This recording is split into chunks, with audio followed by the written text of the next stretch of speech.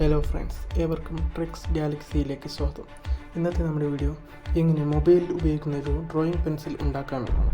അപ്പോൾ നമുക്ക് വീഡിയോയിലേക്ക് കിടക്കാം. നിങ്ങൾ ആദ്യമായാണ് എൻ്റെ ചാനൽ കാണുമെങ്കിൽ സബ്സ്ക്രൈബ് ചെയ്യുക, ഫ്രണ്ട്സിന് ഷെയർ ചെയ്യുക, ഇഷ്ടപ്പെട്ടാൽ ലൈക്ക് ചെയ്യുക.